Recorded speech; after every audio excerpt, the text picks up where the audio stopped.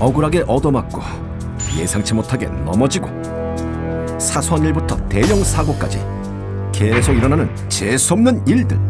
하지만 매번 좌절하고 있을 순 없다. 이제 받아들이고 쿨하게 즐겨라. 그 특별한 방법을 지금부터 공개합니다. 귀신은 반드시 두려워해야 하는 존재다? 웰컴 투 더 고스트. 이제 귀신과 함께 축제를 즐겨라. 대만의 귀신의 달.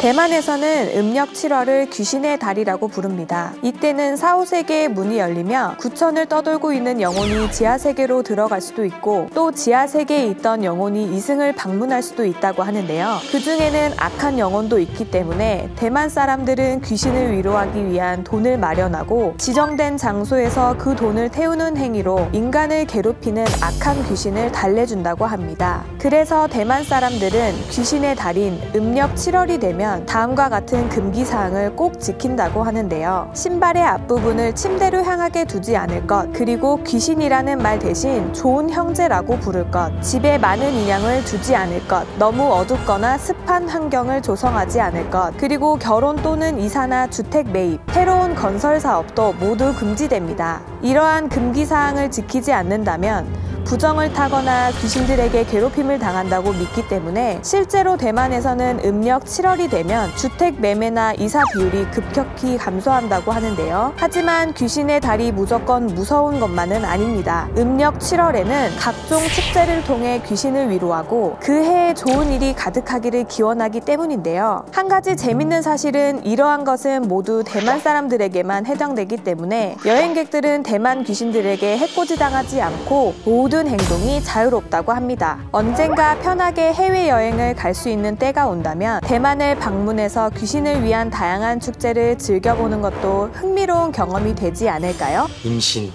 맞아. 샘별아! 이 세상 둘도 없는 선물. 부부에게 찾아오는 소중한 존재, 아이. 그리고 고대하는 아이와의 만남.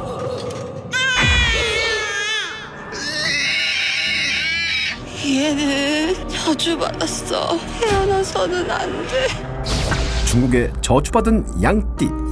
우리나라에서는 세 개의 띠가 9년마다 3년씩 삼재를 겪게 되는데요. 그런데 중국에서는 평생 삼재를 겪는 최악의 띠가 있습니다. 바로 양띠인데요. 그래서 한 자녀 정책이 폐지되기 전에는 하나뿐인 자녀에게 일생 동안의 불운을 안겨주지 않도록 양의 해가 되기 직전과 직후에 출산 붐이 일어나기도 했고 양의 해의 전해인 말의 해에는 결혼을 피하는 풍속까지 있었다고 합니다. 그런데 왜 유독 양띠만 이렇게 외면받게 된 걸까요? 그 해답은 바로 중국의 작자 미상의 소설 금병매에 있습니다. 소설에 등장하는 역술가가 주인공 중 한 명에게 양띠여서 병으로 일찍 죽는다는 점괘를 내놓았다는 구절에서 비롯된 건데요. 그로 인해 양띠는 기운이 없고 인생에 활력이 부족하며 겨울에 태어난 양띠라면 먹을 풀이 없기 때문에 운이 따르지 않고 특히 양띠인 여자는 말년에 독수 공방을 할 팔자로 여겨진다고 합니다. 하지만 소설의 영향만 있었던 건 아닙니다. 청나라 말 국가 대신이었던 서태후, 이홍장, 중국번 등이 모두 양띠였는데 이들 모두 나라를 위해 충직한 모습을 보이지 않았기 때문에 10마리의 양 중 9마리가 온전치 못하다는 말까지 생겨났고 이로 인해 양띠를 기피하게 됐다는 설도 있는데요. 이렇게 양띠를 향한 비호감이 심해지자 중국의 국영방송에서는 양띠가 불운하다는 이야기는 근거가 없다는 방송을 내보내기까지 했다고 하죠. 저마다 띠가 가진 특징과 이미지가 있지만 인생은 오직 띠로만 결정되지 않는다는 사실. 이 점 잊지 마시고 양띠 여러분 모두 건승하시길 바랍니다.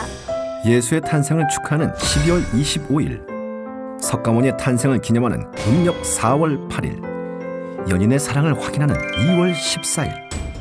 그런데 무조건 도망치고 몸을 숨기고 고요하게 보내야 하는 날이 있다? 자발적 격리의 날, 이탈리아의 17일의 금요일.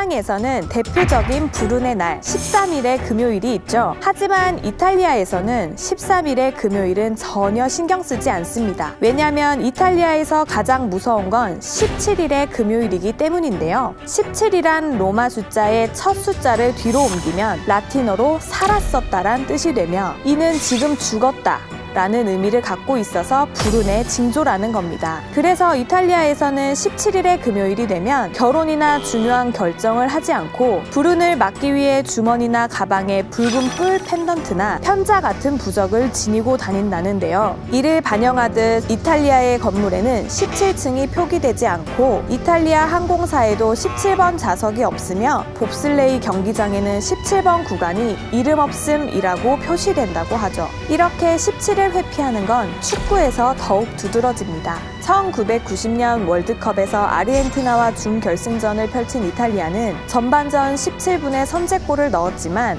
후반전에 동점골이 터지며 승부차기까지 진행됐고 결국 17번이었던 선수의 실축으로 승리를 빼앗기고 마는데요. 4년 후 열린 미국 월드컵의 결승전에서는 17번이었던 선수의 등번호까지 바꿨지만 또다시 패배하게 됩니다. 왜냐하면 결승전이 열렸던 날이 17일이었기 때문이죠. 그리고 2002 한일 월드컵에서 우리나라에게 패배했던 이유 역시 17번인 선수가 선발되었기 때문이었다고 하는데요. 더욱 흥미로운 사실은 이탈리아가 우승컵을 차지한 2006 독일 월드컵에서 17번인 선수가 없었다고 합니다. 매월 1일이 수요일이면 그달에는 17일의 금요일이 찾아옵니다. 만약 이탈리아에서 이날을 맞이하게 된다면 조금은 주의해야 할 것 같죠? 거친 파도가 유능한 사공을 만든다는 말이 있습니다. 불운의 시기를 어떻게 보내느냐에 따라 이후의 행운의 시기가 따를 수 있다는 뜻이 아닌가 싶은데요. 이 영상을 보시는 분들에게 행운의 날이 찾아오길 바라면서 화이팅 하시길 바랄게요.